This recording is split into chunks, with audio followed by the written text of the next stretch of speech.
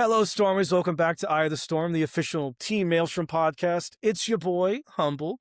And as always, I am joined by Disney Lorcana's sweetheart, and beanie enthusiast, Xenulous. Xenulous, how are you doing? Man, I don't like not being at DLCs. I'm not going to lie. Very fair. Today we have a pretty awesome episode for you guys, as we recently took on the Richmond DLC, and some of the team had some pretty decent success. 5 of the 8 players did convert to day 2, and 2 of our very special guests managed to snag top 32 and second place. Today cut that part out. Today our guests are none other than the Wizard of Wonderland, and Mr. Sky is the limit. Sky, boys, how are you doing? I'm good. I feel great. Fantastic. You should feel great, Mr. I got just second place DLC. You already won a CCQ, Sky. double qualified, etc., etc. Sky, how many podcast interviews and stuff have you done this week?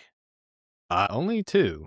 And one of What? them was my own, being Podcana. So Oh, hey. I mean, honestly, not a lot. A lot less than like a lot of the smaller events that I won, which is kind of surprising. But I was I'll saying, tell you, surely, I mean, it's always fun to go on, but like it is a lot. You're pretty overwhelmed sometimes when like there's everybody wants to put you on there. I mean, it's a great problem to have, but like your time gets kind of stretched thin. So I've been enjoying the off time. I wouldn't know because I don't win anything. So, I mean, You just gotta play the right decks, man.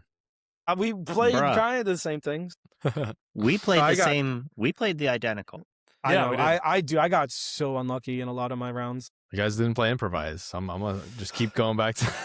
listen, You know- like legitimately the Y'all didn't night play before, Improvise. It's on the same we- deck. we were in the Airbnb and we were just like, that was the main discussion point between us and Sailor. And at one point, Humble was like, oh, well, we can just like flip a coin, and Sailor was like, no, there's actual math involved. I'm not going to make this decision based off a coin flip. Dude, I'm Hey, always I going to mean, go which is full fair. chaos. I'm always going to go full chaos. I am sad that I wasn't there with you guys because I do think if I was there to give my argument and stuff, you guys probably would have been on I Improvise. mean, what was your argument? It was mostly for Amethyst Steel. We ended up deciding to go for the Well, Under the I mean, Seas if you just look also for the Amethyst Steel. So it hit the Timothy Mouse and the Tinkerbell. That's what we're afraid of. That mixed with the dogs. We expected dogs to be down and there to be more Amethyst Steel. Even in those builds where it's like more than one Timothy and like heavy of the 3 cost, I think Improvise is still better because a lot of times if they do that, you still get in the same spot where you still need a turn 5. Like 1 or 2 extra lore is fine, and then you can still save Improvise for Cobra Hands. But I think if you just look at in the math of like, okay, here's even if we're conservative and say dogs is going to be 15% of the field, like I think it's still actually worth it to play the Improvise for the utility of it over like Under the Sea. If it was just like an ace in the hole and it just beat dogs and it was 15%, maybe sure, but I think it would take How a lot of many- dogs to. How many times did Improvise crush for you? Was it pretty impactful? It was so much, dude. It was You know- crazy. I mean, I played Purple Steel, probably the reflective of what it was played in the field, and it just felt so insane. Like throughout the played You know, game, I had a bunch of You times. played it 4 or 5 times? I had a bunch of times. through my more run. than that, dude. Or Purple Steel. Yeah. Yeah, I played it probably 6 times throughout both days. I Like, played a it 4 lot. times. I 4-0'd it as well. Yeah. Under I the had Sea a- was good for me. I had a bunch of times in my run where I would like draw Under the Sea when I needed an inkable card or it just wasn't Oof. impactful. And like I would just like I could just see Sky like glaring at me like I told you. I When told you. I was told you. losing to Fungus, there was a point that I was just like, if I draw Under the Sea right now, I'm in this game. It was not Under the Sea. Yeah, there were so many times during that mirror match, like in that 5-game set, where like I looked at because like Ryan and I watched the first two games on the flight, and I was like, man, if Sky just had Under the Sea in his deck, he'd win this game. I don't know. I don't think at any point I felt like that in any of the games, to be honest. Because most of the time he was the person that had the 4 cost established. Because like game 1 I was going first, but I missed the 4 cost, and then I felt like most times I was just screwed if he just had a normal like bounce shift hand. I don't think I had a chance to like sing Under the Sea in many of the games. I think overall, Improvise is probably better to have in your deck in the mirror because it's one less uninkable.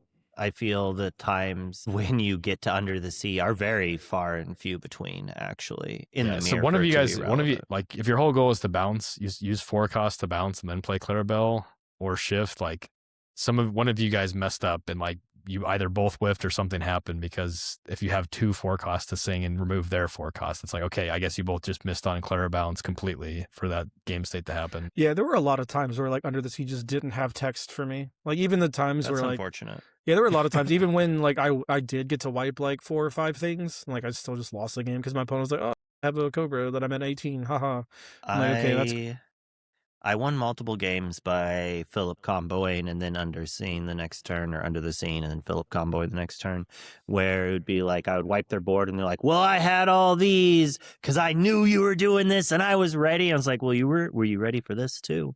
And they were not.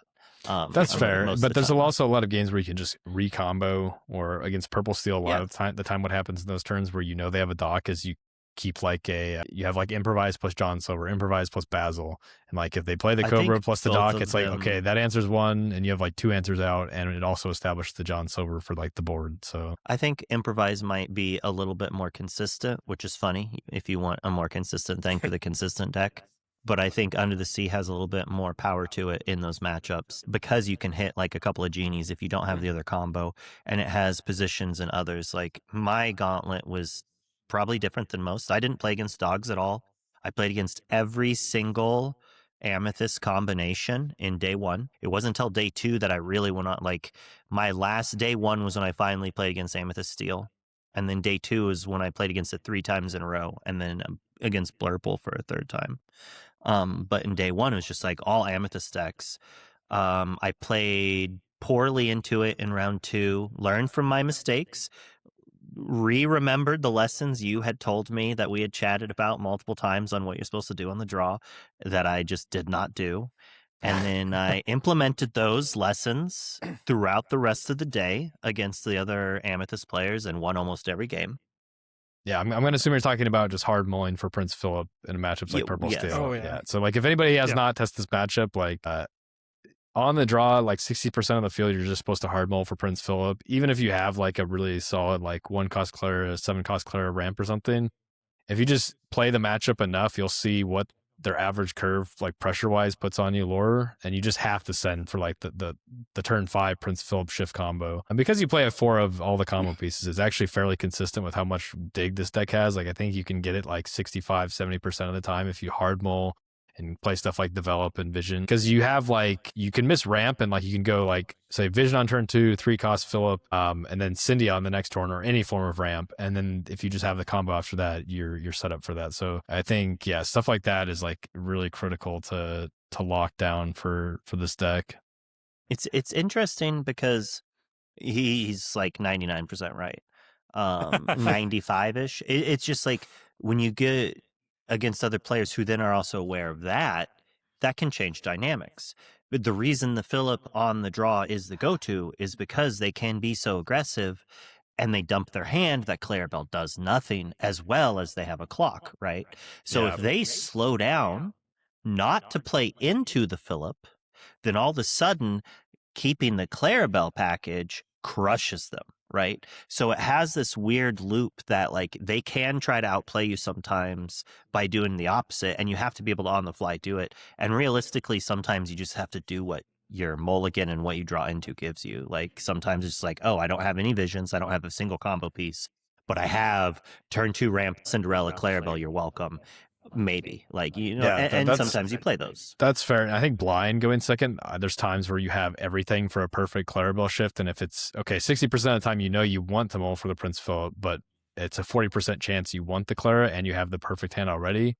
That's reasonable to keep that blind. And I think I would say go ahead and do that. But I think it shows the power of the deck that if your opponent knows you're mulling for that Prince Philip turn 5, like they're going first, say Purple Steel, and they still like, they can't really play around it. Like if they play around it, like you could just drop a Clara 7 hard cast and like, and play 1 bounce card, and then they weren't fast enough. So they gave you time to draw cards. Then you for sure have the combo. Or if they hold cards, like they don't get that much lore at all at the start. You do your combo. Yep. They have nothing to deal with Prince Philip 6/6. Just it's going to be on the board to just trade for, you know, you have time for them to turn sideways, hit something, then play like a 1 removal until you have the combo again. Like there's really no counterplay, which is, I think, shows the strength of this deck. Is like they know exactly what you're trying to do and they can't really like play around. I think decks like Amethyst Amber are like a little bit more scary because they have some form of interaction in the form of Mowgli. So it's like that's a good matchup for green blue as well. I think it's like 55-45, but it's scarier than like Blurple because they could set themselves up for Still a spot where they 45% of the time beating you, right? Like, yeah. that's- If they're smart and they set up for plays like double Mowgli and they take out your one avenue to board wipe that turn, like that might be your only chance you have. Like they could just, quest twice in a row then with their board. You can't take enough off without the combo. So like I think the deck is just wildly powerful in the fact that everybody knows what you want to do. It's just can you stop it? And most of the decks have no interaction at all or chance to stop it. I do think that if you play Under the Sea over Improvise, it's a 50-50. Or not, it's like 60-40. It's like even more Under the Sea favored. can help in that matchup a little bit, yeah. It's just I'm like, gonna be honest. they always try to get you with the double genie, and you're like, nah. I'm gonna be honest. I Genie's think fine, Sky though. was 100% right. Like it's the Uninkables, and like going from a format where like we were playing like Ruby Sapphire with like 20 Uninkables. Like this is fine. We have Fishbone Quill. Now playing like this like green blue like control deck, and we're like, I'm at 9 Uninkables. This is way too many. Like it's insane. I didn't get It ink is- screwed once. I did. There were so many times where like I'm I sorry. have. No, dude. Like I had a really. That's kinda, why like, you a made bad- top cuts. I had a bad weekend. There were so many times where like I would have like going first on the play. I have basically everything we want going first, and I'm like, okay, I just need to draw like a inkable here.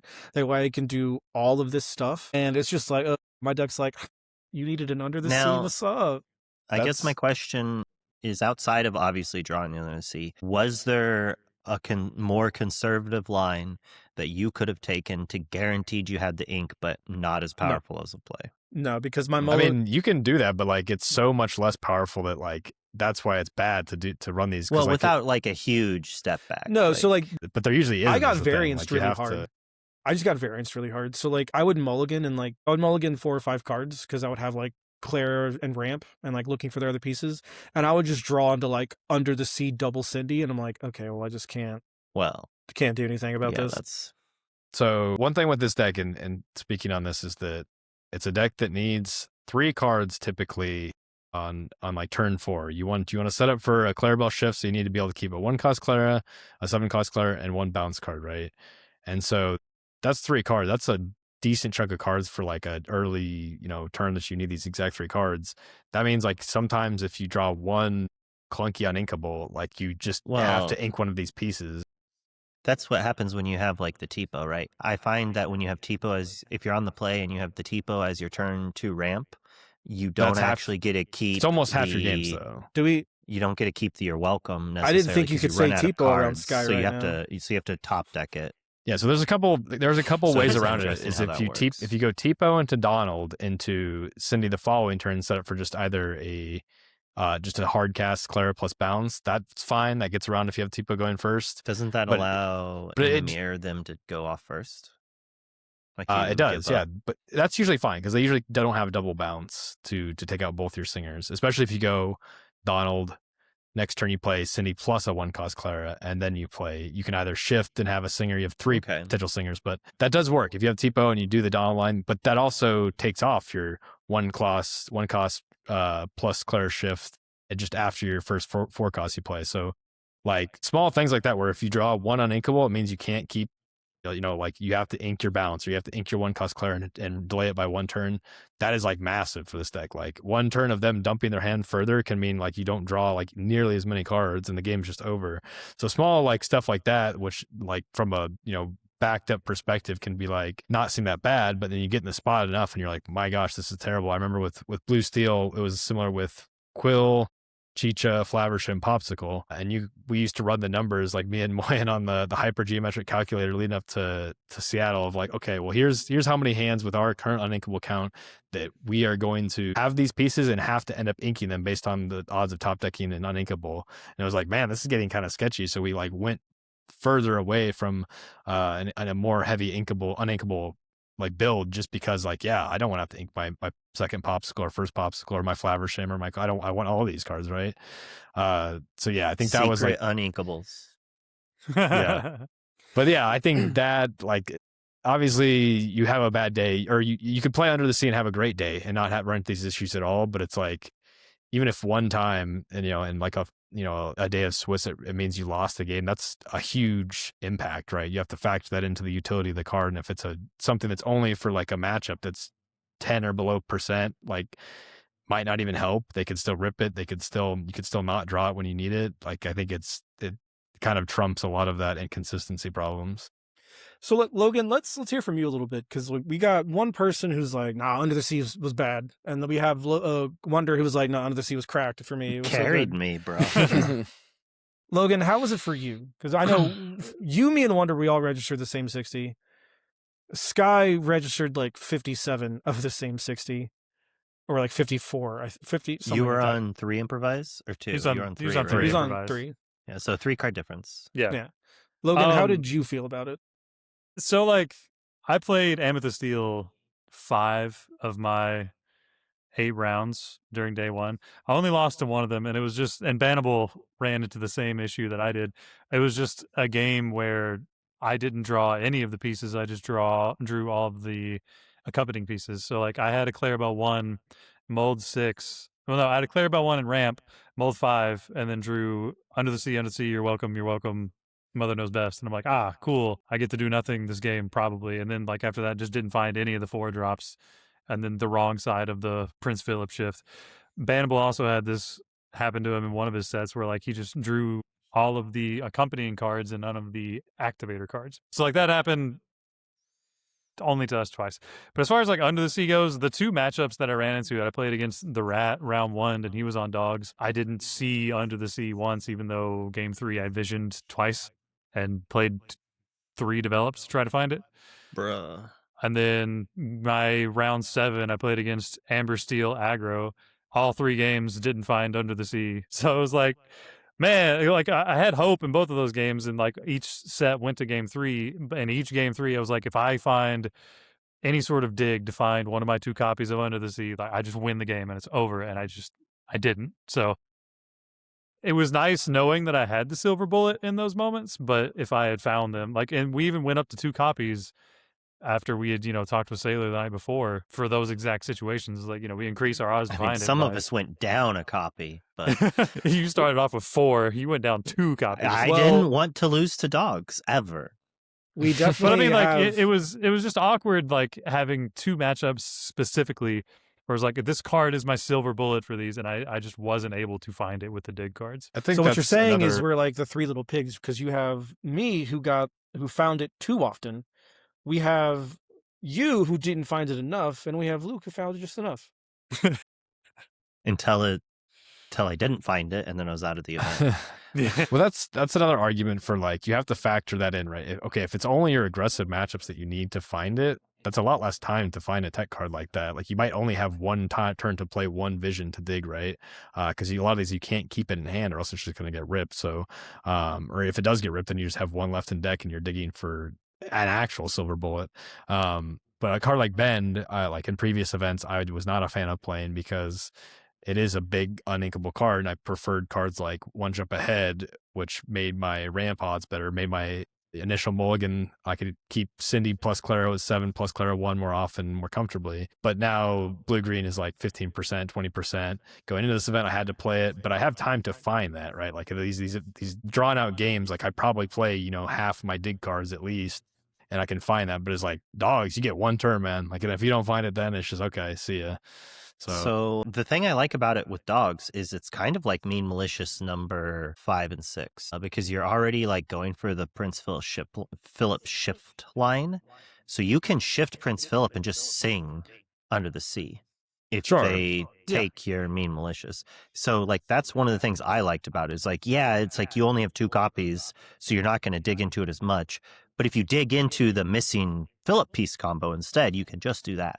Yeah, so what that's my thoughts on that. My response on that is that I played the dogs matchup a bunch leading up to this event, and there was plenty of, like, the way you win is, okay, if you're going second, you need to have the turn 4 shift. You need to have your absolute nuts, like double ramp into Sail on 3 plus the Prince on 3 into the turn 4 shift combo. And if you don't do that, they like had to have done something really wrong and slow to not just win on the spot there. And then on the play, you have time for the turn 5 typically. But a caveat to both that is I've lost games where I've did that both times to those matchups. So like if I'm hitting my nuts against their aggro opening, I can still lose the game. Like my main fear is not that I don't have it, like get it ripped. It's just that like the matchups is just cooked. Like, Yeah, and like you I mean, you put typically Under they the would have Sea in there, you combo once with Philip, and then you sing Under the Sea right. the But I next guess my turn. point is that they have to play double like for the rip, right? If they play for their Mowgli's and the Ursula's more than like they're just triple one drop into aggressive stuff early on, then yeah, sure, the Under the Sea might help more. But if they just know they're okay, I'm on the play. If they don't have a turn 4, I just win by just playing aggressively. Yeah. Then it does nothing, right? It has no chance to even get to the game. Dude, I want to talk about Silver Bullets because you said a card, you said Bend to My Will, and that card, I am triggered pretty right good now. for me. I am triggered right now. The people watching may not know, but I tilted off the face of the planet during DLC Richmond, and it was around round 5. That's because I played a mirror match, and all 3 games I played Bend to My Will. And game 1, I defeated my opponent handily. Games 2 and 3, even after the Bend to My Will, was not good enough, and that sent me off a cliff. To be fair, I your don't- opponent was also on like 7-drop Hades, and he was just ripping it off the top. So like, Yeah, he was I playing don't 4. always play Bend, but when I do, my opponent plays a Claire, Bella, or Demona the next turn. So in game 2, my opponent's draws after I played Bend to My, I Prince Philip shifted, then I played Bend, and his draws were in order: Hades, John, Silver, Clarabelle. And I was like, all right, guess I'll die. And then game 3, I had him in like this really weird position where if I would just had the Prince Philip combo, I'm probably in a pretty good position to win. He puts like 18 on board and was like, yeah, I know it's coming. Well, I didn't have it. So I drew, like, I had the bend, but I didn't have it. So I had to bend him on that turn. He like had a Donald Duck where I then drew the Prince Philip shift line off the Donald Duck, was able to wipe his board. On the follow-up, I had John Silver in play. Like, I had enough. And he just goes, Donald, John Silver. And I was like, well, I can't deal with 2 things. He's an 18. And the fact that I got bent to my will with my opponent 3 times and it just wasn't good enough in a mirror match sent me to the gulag mentally, for sure.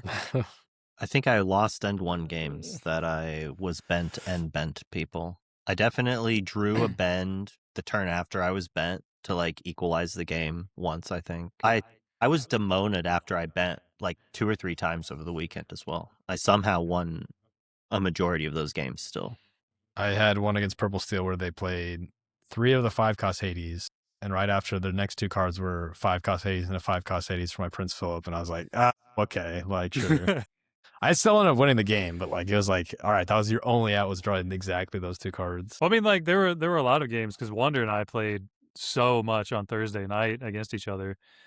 There's so many times where he would bend me or I would bend him, and it's like, oh, cool, 7-drop clear, and the game's still going on. Like, it's like I wanted to just end the game, but no. In the mirror, like I would say most of the time, given even draws, the game will continue. And if you set yourself correctly with like sticking a Donald Duck, like it's honestly like There's it's a fine. chance, but most you're of on the the time. back foot. You have to are be on the back foot. for sure.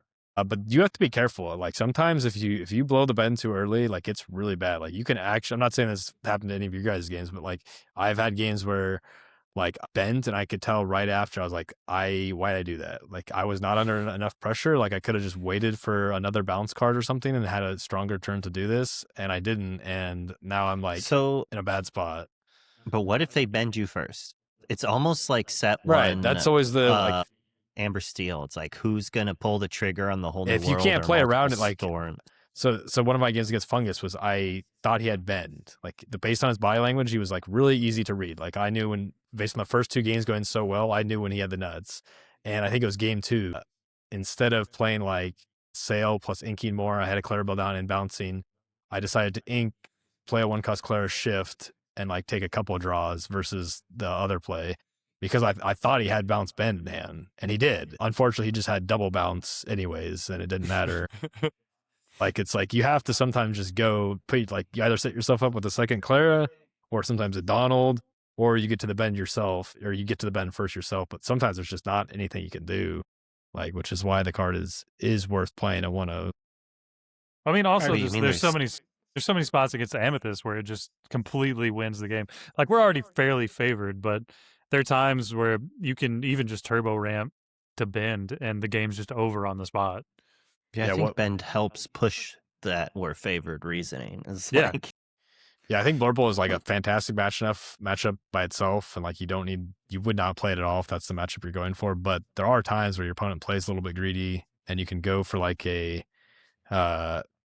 bounce plus bend this turn and just hold your last 3 or 4 cards the combo, and like that's just enough to wipe and be fine. Like you have so much time to take that one turn to just make sure, okay, well they have like 4 or 5 cards in hand, I can seal the game for sure if I do this first and then clear.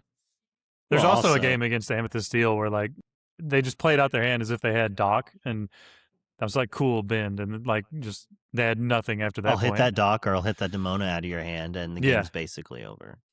So moving on from the bend of my will that literally bent my will in half. What? So like, I do want to keep talking about Richmond. What did you guys play against? Did you guys just play against everything that was kind of expected, or did anything wacky or crazy come out the woodwork that you during your run that you were like, oh, that's an interesting choice to bring to a DLC, or anything that was cool? Well, like I said, I just played against Amethyst decks, basically. I started off against Sapphire Steel, who made top 32. I beat him, and then he made top 32. I think the reason my tie breaks were so good, and it ended at that place, but like, maybe I wish he had done just a little worse, though, so I wouldn't have had to play Fungus in the first. Might have won a Mickey. But yeah, that was basically mine.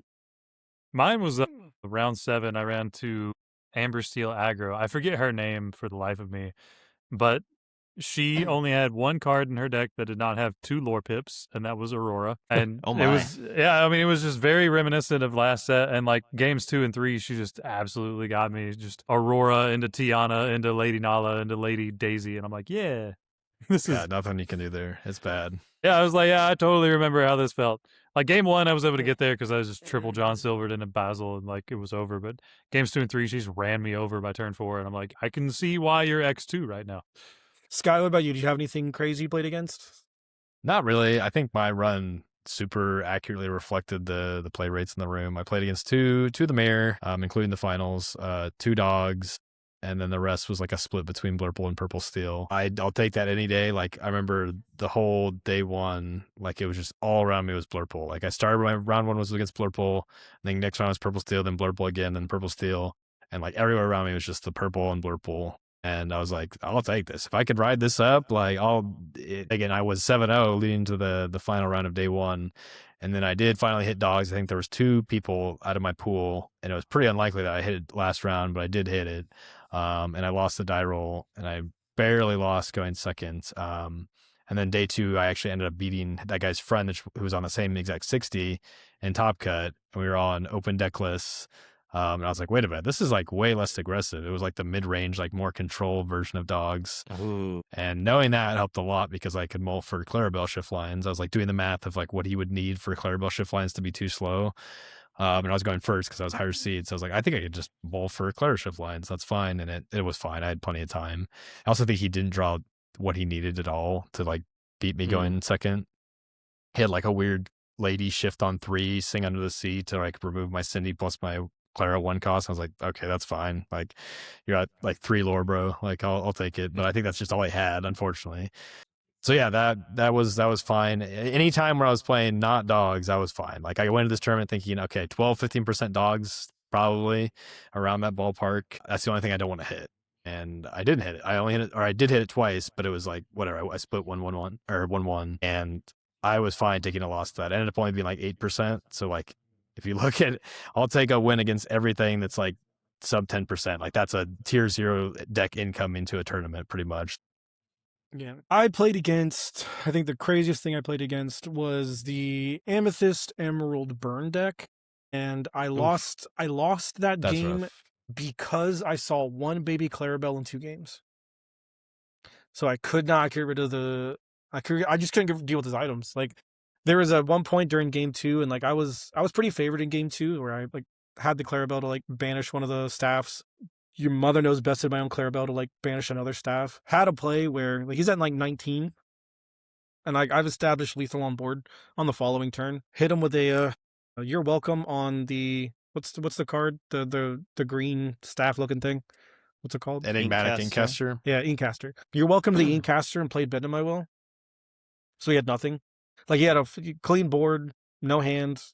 Drew for turn. Only a third of his deck gains the lore when it comes into play. Yeah, though. shut up. 22 burn cards or something like that. Yeah, had he top deck any one of those burn cards, I think I would have been like, yeah, that's whatever. But like how he did it, tilted me off the face of the planet. 'Cause I was already tilted after round 5, right? But then again, I bent to my will to my opponent, and he just goes draw for turn, draw for Chromacon, draw for Chromacon, play Diablo, play Inkcaster, gain a lore tonight to 20. I was like, yeah, dude, that's cool. Yeah, I mean, that's the if they're in a spot where they're like that and they have 1 to multiple of the Amethyst Chromacon, you just know you're cooked because it's like a third of their deck is burn. Like even if they miss in the top deck, they got 1 or 2 more shots to have it. Like the odds are they're gonna hit it, and it feels so terrible. rough. Yeah, it was. And you have to take out the enigmatic Inkcaster because like that's one lore that if they have Chromacons, they can play 2 cards no matter what. Their whole deck is playable. So like, right. yeah, that matchup's not good. And there was a guy actually, I think he was like number 1 or 2 seed after day 1. He was number 1 seed.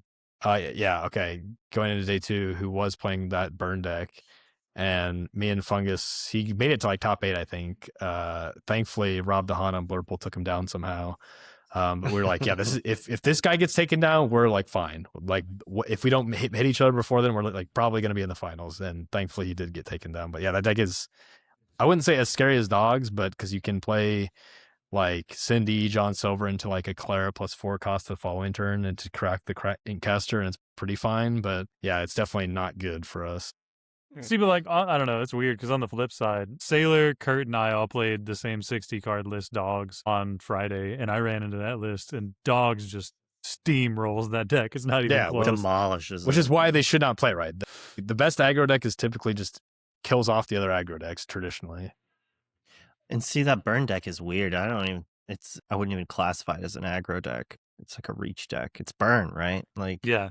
So it's for a different type of meta, and it doesn't. If it could play Calhouns, I think it would maybe be a little bit better into dogs. But Oh, yeah. when you play Show Me More and they drop 8 lore in play or something, it's just like, oh, I guess I lose. It's a fine deck, and it's like comparable to dogs in some ways, but like it's also I have not yet heard a single person give an argument that I agreed with of why it's better than dogs in any sort of matchup. Like I would rather play against that as green blue, and that'd be the only like argument I could maybe see is because it has more burn than dogs does. But I mean, like, as the resident Emerald Amethyst enthusiast, I would never sleeve that deck.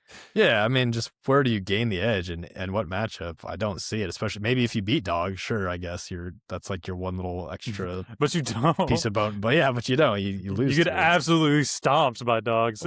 You beat Ruby Amethyst probably, and that I guess that's and the that one beats matchup. dogs. Yeah. Yeah. But I think you still lose to Amethyst Steel, but maybe not. Like the person in first seed had to have beaten some Amethyst Steel players, right? I mean, being able to beat it and being favored are two different things.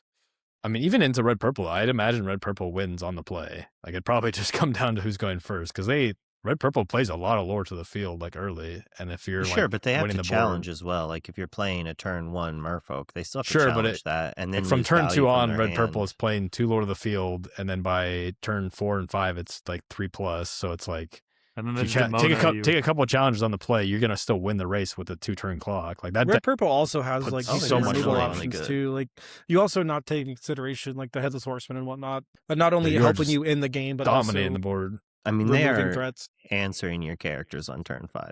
They are Elsa, they are Headless Horseman, then they're demoning. It can be rough.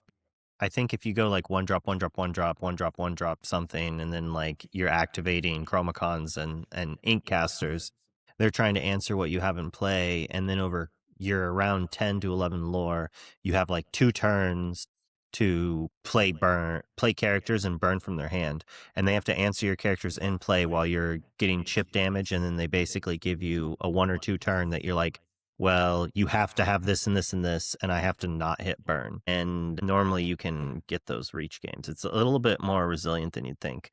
But the burn deck is also like incredibly difficult to play, more than people would assume. Yeah, no, I think both of the aggro options right now, dogs and the burn, are deceptively hard. A lot of people just kind of look at them and they think, oh, it's Unga Bunga sideways. And no, like after I played it Friday, I was wiped after all 7 rounds Friday. Like it's I would almost say that there are times when dogs is harder to pilot than Emerald Sapphire. Maybe. I would agree with that. I think it's I am- more punishing on maybe the mulligan. I think the mulligan can sometimes be a little bit more not as linear in dogs, but I think coming from somebody who played Amber Steel last set, which was very similar to dogs in the fact that you just set up your first 3-4 turns, like, and if you mess up then it's probably much less powerful or potent what you're going to do. I do think green blue is probably in the long run a little bit more difficult. There's just more time to mess up. And like, I think there was a lot of lines throughout the event that I was like, okay, this is like an unintuitive play. I know if I handed somebody else's deck, there's like an 85% chance they just do a different play that I'm going to do here.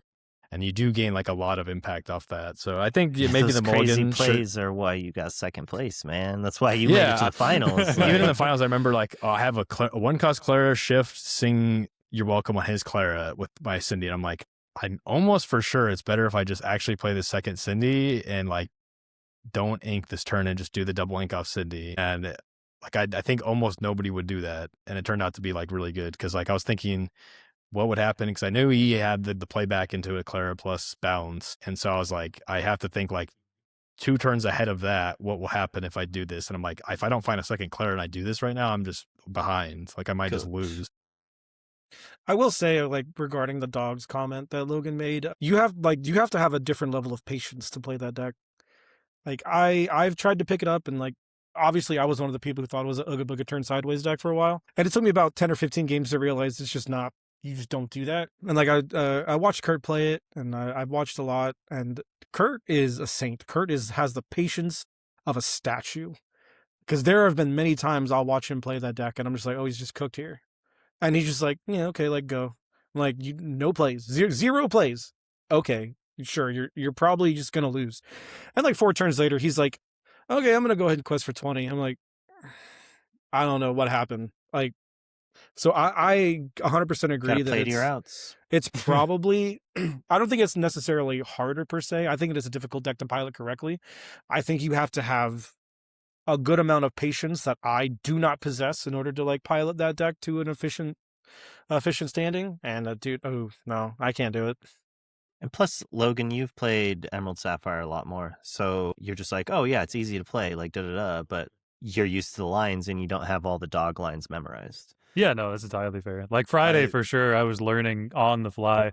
I'd watched a lot of games from Kurt and had talked with Sailor a lot before we went into the event, but I didn't have even half the reps on dogs that I did on Emerald Sapphire. Still, like, we all ended up 5-2 for the record, so we felt really good. And I almost, like, after that was like, man, maybe dogs is the play, but the rest of the team brings green blue, you bring dogs, you just take us all out. Hey, Kurt also brought dogs, I'm just saying. Well, he was bringing no matter what, but no, I agree. And I think, sorry to interrupt, but like, I was just gonna say one more thing. Like dogs is like a deck where you have to determine if you're going to go for like a 1/1 cost or if you're going to go like multiple rip spells with Mowgli and Ursula. And like, to me, that when I was playing, I was like, I need to lock down which matchups and which situations I need to go for a double, like a little bit less aggressive, but double rip light curve versus the aggressive ones. Because even the aggressive ones, you typically will sit there in most matchups, especially going second, and wait for that tramp before you start doing stuff. But it's still like can be better to have more Lord, more 1 cost on the board when you do that than like, okay, I ripped an extra spell with this. Because like a lot of people think like,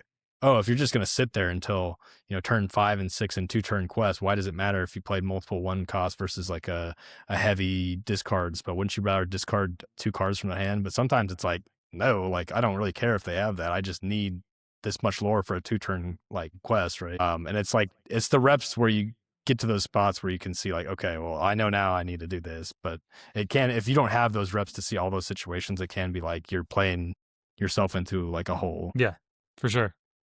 So all in all, DLC Richmond was an overall success. Wonder got top 32, qualified for Continentals. Sky got second place, qualified for Continentals already. I know there's a couple people that were extremely happy that got the pass down invite. So, you know, kudos to you for I think there were 4 pass down invites. I think so too. There were at least 2. I know Alphos got one. So kudos to you for doing your due diligence to make sure the other parts of the community can also make it to Continentals.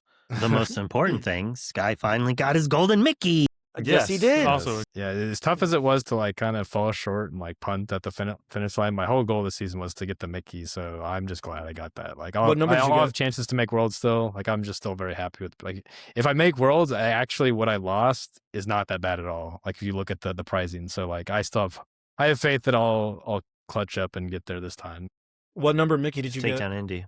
I got 28. So it's That's low, nice. but it's a fine number. Well, the only speaking- problem is I don't know if it's a 10. I'm not like a grading expert. I haven't looked at it too much, so like Better I'm send it scared in. about that. But Send it in. we'll see. I guess we pull the slot machine handle. But speaking of Indy, I wonder, nice of you to incorporate the segue. The next DLC we have on the docket is an Infinity DLC. How are you guys feeling about that so far? Cool, I mean, great, I'm in you're the wonderful. camp that I want to wait for 2 more sets, kind of. Like, there's going to be new stuff. Hopefully, with the new power creep that's happening, there'll be new archetypes, and it won't just be more of the same. And if it's more of the same, then sure, I guess I'll be playing Flaversham again, which feels weird to say. Okay. Sky, what about you? I'm super excited. Like I think it is a little bit unfortunate that we have this big break in events, and it's also we've just split the formats. Because I think a lot of people after this event were like, well, I guess I'm done with Lorcana for a while, unless there's a few people that are super excited about Infinity. But CCQs.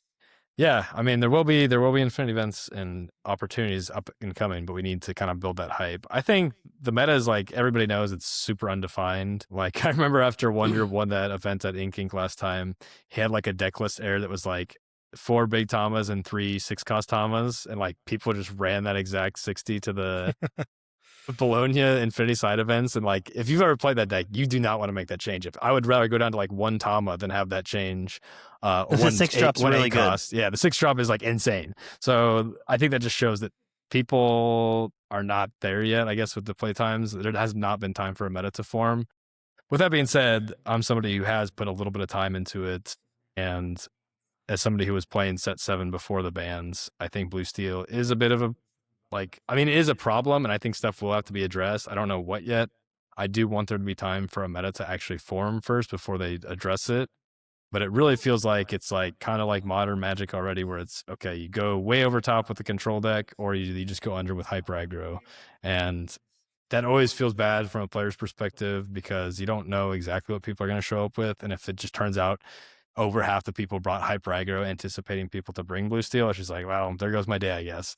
I do think there is some stuff the deck can do to combat that, though. Spooky side. Spooky side is an option. It feels bad running clunky cards like that. I'm somebody who hates doing that, but I will do it if Of course, it's you didn't like necessary. Under the Sea.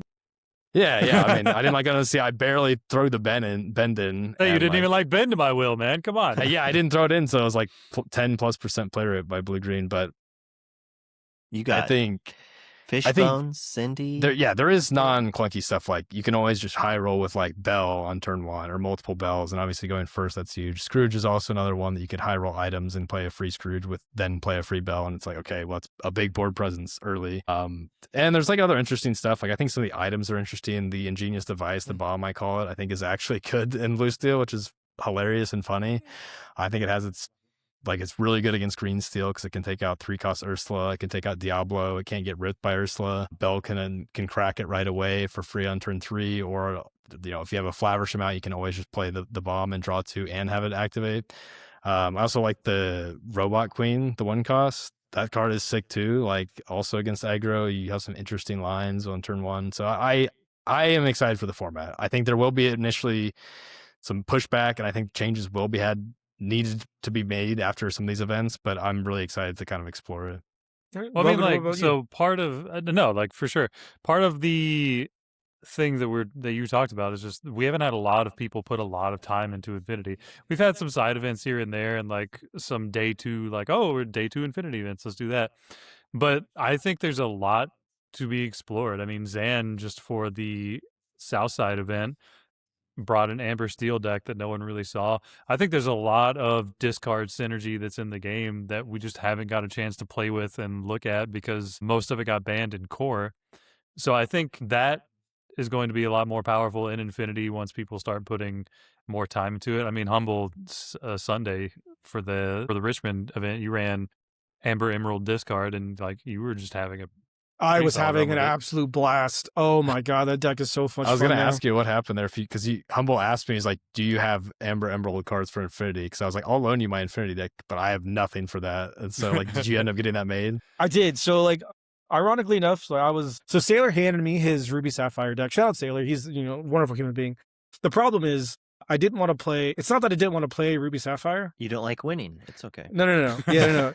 Obviously, I don't like winning because I would have just done what Sky did and get second place. But anyway, he gave me a Ruby Sapphire deck. The problem is, and like I love Ruby Sapphire. The problem with his deck was it's all foil, enchanted, and in a different language. So he you already hands know it to what me cards and he's do. like, "Yeah, it's only like $3,000 American, whatever." And I was like, I do not want that responsibility. That is not what I want. Like, I riffle shuffle. No, I'm good. I don't want to play this. I went around looking for the pieces to build the yellow-green discard.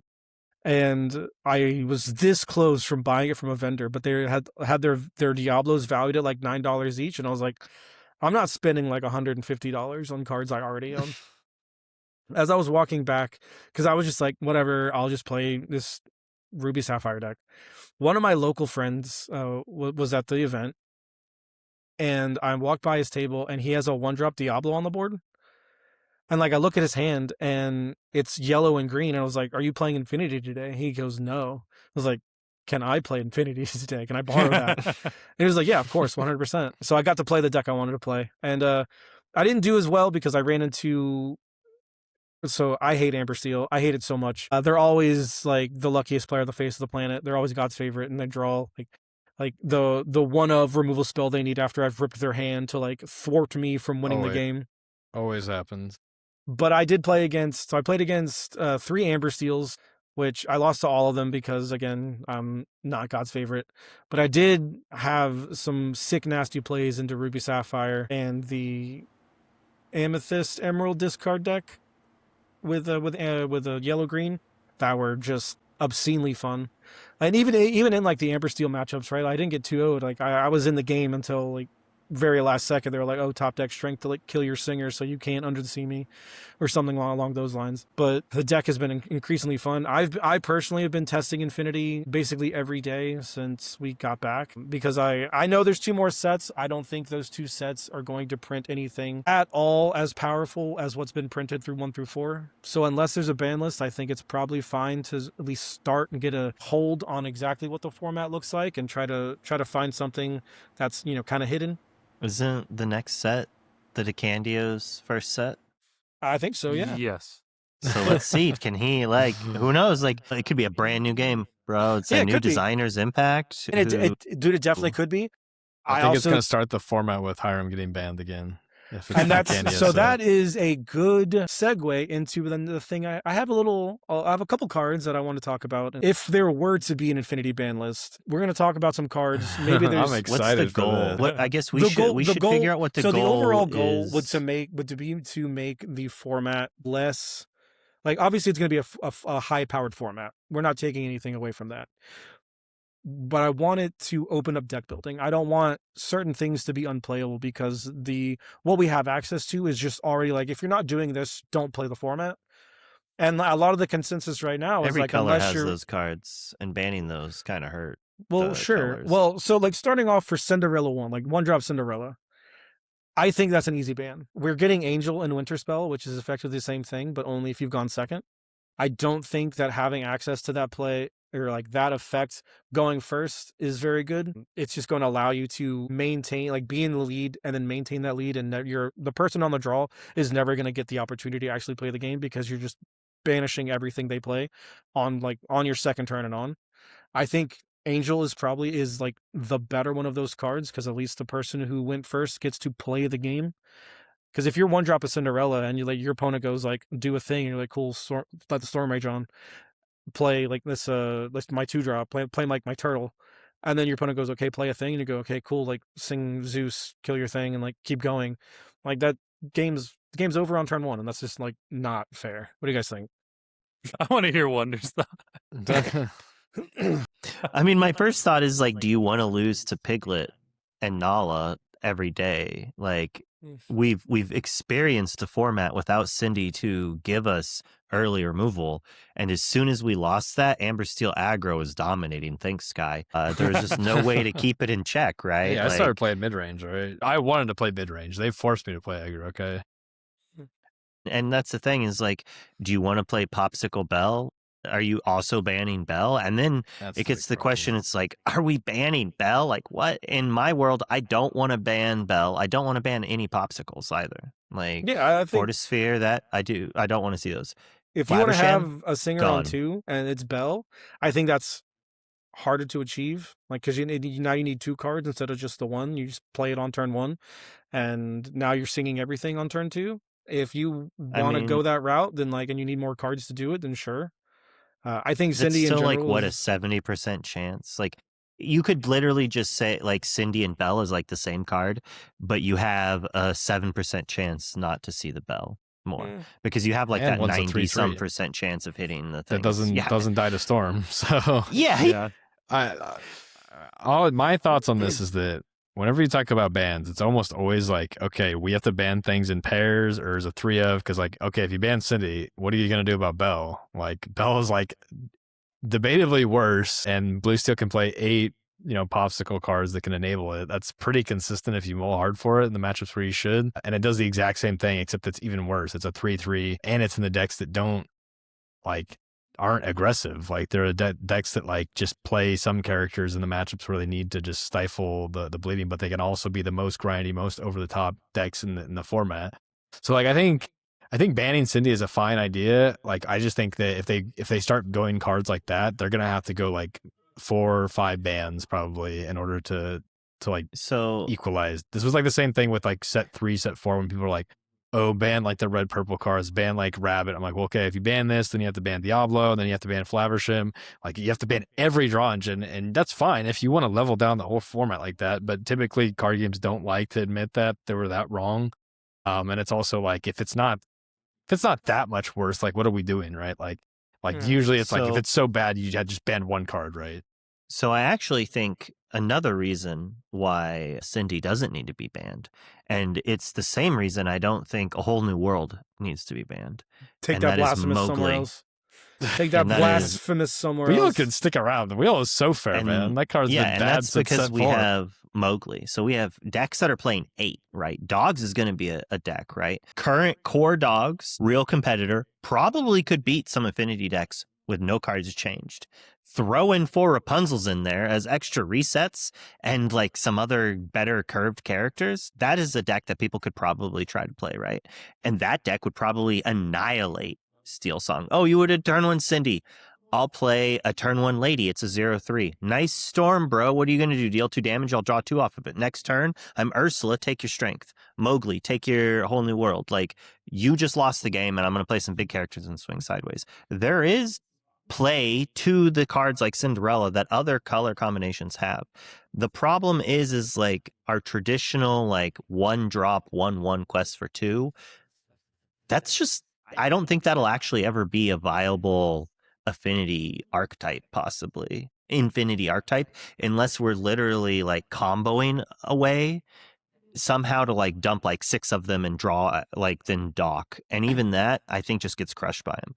Maybe Curse Merfolk because it's card advantage. Fun fact, the whole reason I like playing Yellow-Green Discard is because I hate Steel Song. I am a known hater. That is, like, I will admit that. I want to be able to, like, play, like, Diablo 1, shift Diablo, sing Bare Necessities, play Ursula, rip your hand apart, not let you have your fun, but that's just me. Yeah, so you don't want to ban Cindy because you want to be able to beat up on that deck. And you want them to beat up on the Amber Steel aggro that beats you up. No, Wonder, my heart says I want to play the Lion, and I want to play my Mufasa cards, and I can't play my fun Lion cards. That's never going to happen in Infinity. Yeah, I can't play my fun Lion cards because all these other things Mufasa exist. too, bro. We need like Mufasa would just double everything that card does for. Nah, just bring it back as a regular rare and it's fine. Logan, what do you think about the Cinderella ban? I mean, most of the time I played Ruby Sapphire, so like I never cared about Cinderella. Literally most of the formats where Cinderella was a menace, I was playing the deck that just beat it, and they had to have the nut to get me. And even if I wasn't playing the hard counter, I was playing Emerald Steel, which I think was okay into Amber Steel. we had plenty of game into doing that, and also we're the discard package because I just Diablo, shift Diablo, Cove, play Prince John, and they just look at my board and like, yeah, I can't do anything about it. I'm like, Well, speaking of Prince John, That is on my that would list. actually be a card I would ban. That is on my list, regretfully. Like, I am playing that card, and I don't want that card to go away. I do think that it having ward is probably the problem. I think a Yeah. discard Yes. payoff is fine. Like, if you want to go that route, So- I think it needs to be a little bit easier to interact with. So Demona actually, I actually think in core, if we were to go back in time and just throw Demona in there, it would have been a pretty good way to help combat the Prince John problem of it being itself. And it's possible that Demona is good enough even in Infinity, but that's like the only real. It's like that big Sisu B prep. I actually think Prince John probably holds more decks down. Like some people will be like, ban Diablo. It's like, nah, ban Prince John. You can answer Diablo, especially even more now. Alert is everywhere. Inkcaster or Ink Runner is everywhere. Like Diablo's like unanswerability is so far and few between now. It is a good card. Don't get me wrong. It's just a card that you kind of need to answer, but everyone can. I don't know. I'm of the opposite camp. I think Prince John is fine. Play that clunky card and take your turn off. I don't care. It's only powerful with like Diablo and like the nuts. Even then, like we have cards like Flowershim that like you could just play. 3 cards is a lot by that point. If you've inked to Flowershim, like you can just play whatever, ink one of those cards, play 2 cards, you're fine. Like I don't think Prince John is that big of a problem. Is strong in like the green purple discard and the green steel discard. But if they don't have Prince John, they're not even doing anything. I don't even think those decks are even close to the power level of See, the other like you decks. said, Prince John is the only problem in the deck, which is why it's the only card. Well, I it's banned the there. only thing that keeps them in. Like I've played games against like Braden and other green steel players that have been grinding this deck out and like have it pretty, what I would consider Well, pretty optimized. But you're and, not like- going to have Flaversham though. That's the thing. Is like I mean, yeah, we're- that's okay. Well, I started this off by saying you have to, if you got to consider all the bannings. If they're banning Flowersham, sure, then this might be a problem. But like, yes. To Okay, be so fair, then not I'm to cut probably you off. saying yes to all of these, right? Yeah. Like, Well, not these are- Cindy though. These are specifically being Cindy. brought up because each color or each deck and archetype. All These right, are like let's hear the biggest whole ban problem. list. What are Yeah. what are all the things you want to ban? So Cinderella, On dude. my We gotta get list- rid of that card. on my list, it says Hiram Flaversham. My explanation is its name. It's enough said. Hiram is a busted card. The other card, I think it's go I ahead. think it's Eventually it won't be interesting. good Like, enough. I think if you do that, you have to do all the rest of the stuff, and we could get into a spot, but it's gonna be, I it's don't think gonna we have to- broadly I be think- like core then, like, and No, like it's look deep. at what happened when Flaversham got banned. Red Blue is still a good deck. Yeah, that's I because Red think Blue you didn't. can. Red Blue was cutting Hiram, and when it was just Shark. Okay, we don't need that much Hiram. Well, Like, sure, we played he's 3 still- Hiram. Yeah, sure, but The that's deck still went over everything. It's like if That's if, still if other something we decks can't can't play do. Hiram, like yeah. I think that's fine though. Like that's the power level I want in my mind is around that Red Blue power level. that's fair. I think Aggro just destroys everything then. Like, and maybe that brings back mid range, maybe that brings back Steel Song, but I think at that point, Yes. like, okay, my honest opinion right now is that the Steel Song deck that kind of beat up on the Amber Steel Aggro deck at that one big event where it was just those 2 decks.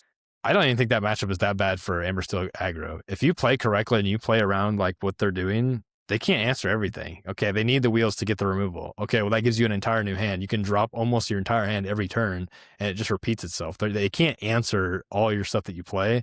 I actually think that matchup is like not like I think Aggro is so potent right now that like mid-range classic like stuff that beats up on Aggro like might not even be like a straight up win. Like I think it could actually just be close to 50-50. Then Which is why not isn't a it great being the spot to best be in. deck right now? You just think like adding piglets to the current Amber Steel Aggro makes it that much Yeah, better. you have piglets, you got Smees. Like there's just like no way you whiff on your crazy aggressive lines. Like it's reached the point where like any game on the play, no matter what matchup, you should probably win. And like the stuff that your opponent has to do to stop it is like crazy. Like that's why I say Blue Steel is the best deck. So, It's so powerful, From but secretly Amber Steel Aggro might just be like the best deck for the entire format. someone who played Amber Steel Aggro at the event on Sunday was talking to me. I don't know if he wants to be named or not, but he'll know who I'm referring to if he hears this. He does not like Cat. It's apparently very good against Amber Steel Aggro in I guess that's fair. Infinity. And if they do ban these cards, Like it the makes decks Blurple that deck play that. Yeah. messed him up. He got messed up by Blurple.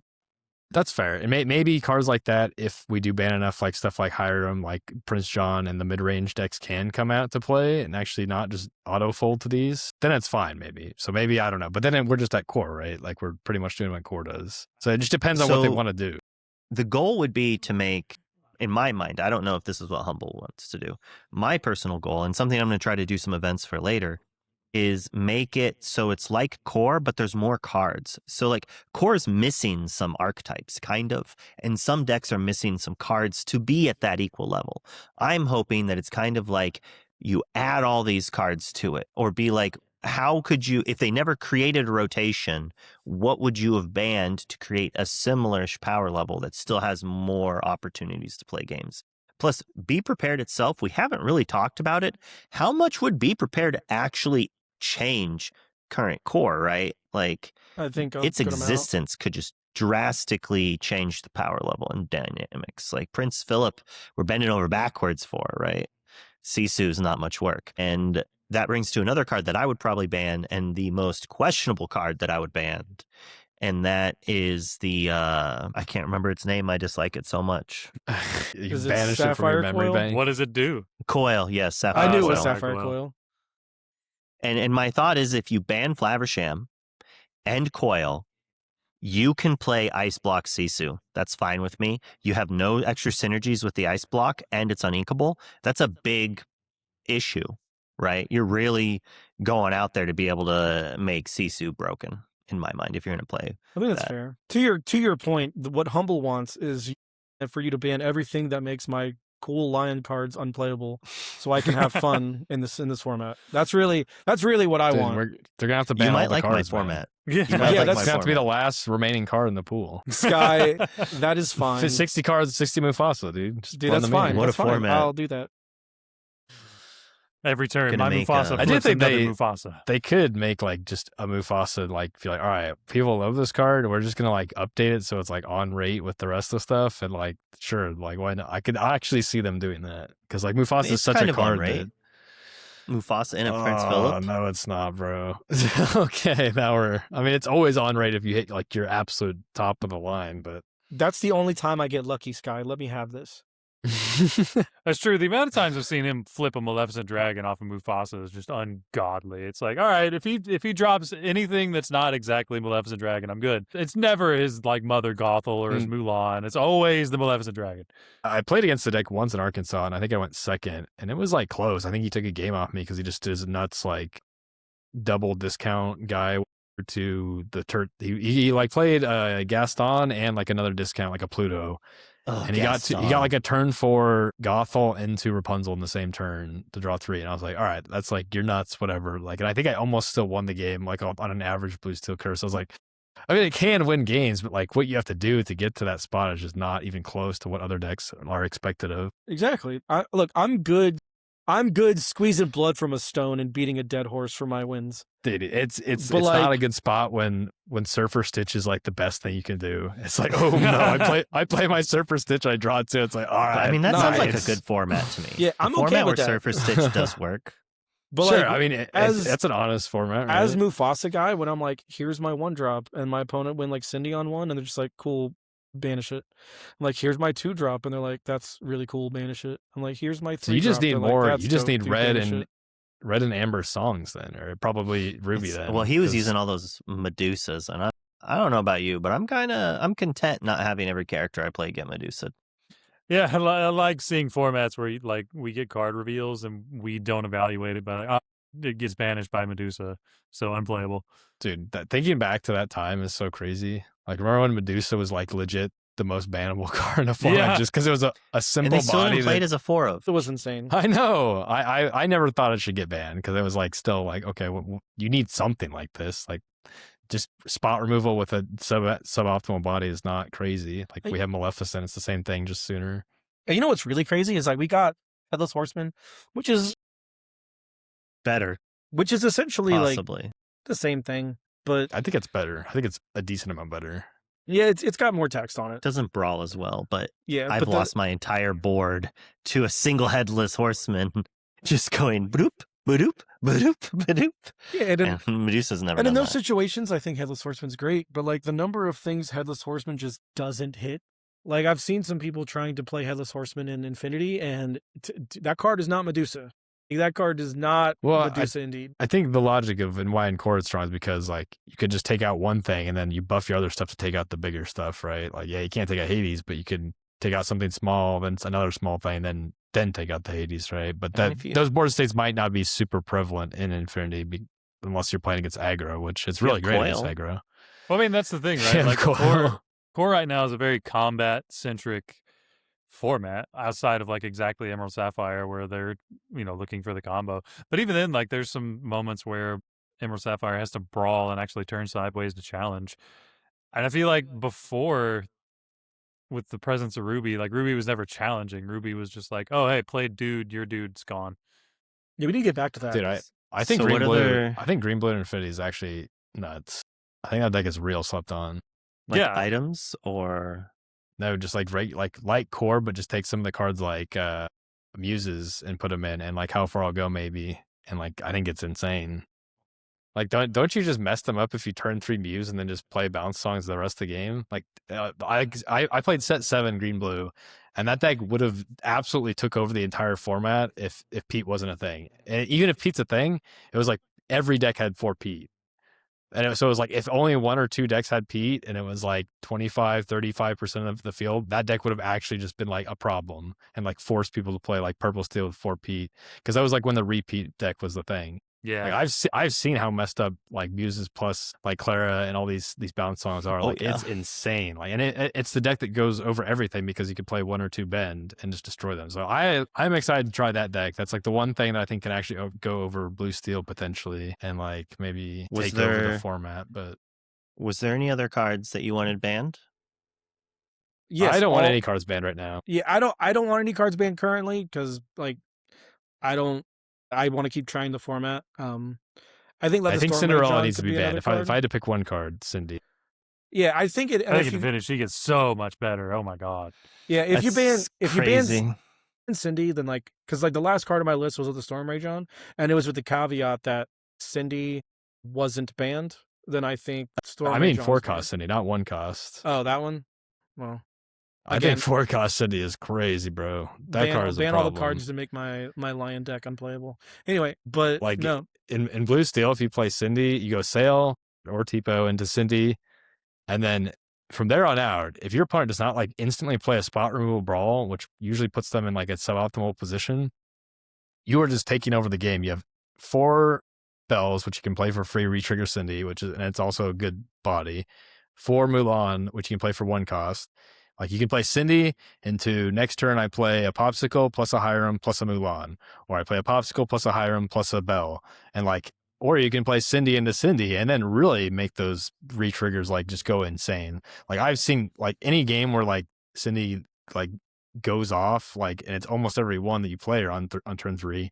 Like the game is just such a blowout. Like that's why I think there's going to have to be like a Cindy ban, because it actually just gets so, I've never seen games unfold so fast and just be like an explosion of like my board is just like 5 times what you have and you have no chance at all. Like when people start playing these games and this starts happening to them, it's going to feel so bad. And I think people are just going to be like, this has to be addressed, because like we're not playing a game. Like it's like just I am playing solitaire. Ramp is good. I've said it hundreds of times. Yeah. This game does not have a direct counter to ramp. And over and over and over again, ramp decks have been some of the best things you can be doing. I will admit, going back to what Sky was saying earlier about the Muses, like I've been playing the yellow-green discard deck basically all week, and remembering how good it feels to like play an aerial, bounce something, Muses trigger my aerial, and replay my aerial is so dirty. Yeah, green steel does like the same thing with like the max goof, right? The 2/2, like they can just always bounce max goof after singing a song with them, bring back the song. It's pretty cool. I do like that style of build. I think Muses is actually one of the best cards for that keeps some of those decks like that aren't blue steel or like hyper aggro as like contenders. I think Braden was saying that he thought Muses might be ban worthy in Infinity. Maybe. I mean, I think it's up there with that power level. I think that only because of what's allowed in the form. The yellow green songs deck that I was working on at the beginning of last format and a little bit this format would have just been so much better if Muses was in the format. Like if that deck had Muses, that deck is playable. Just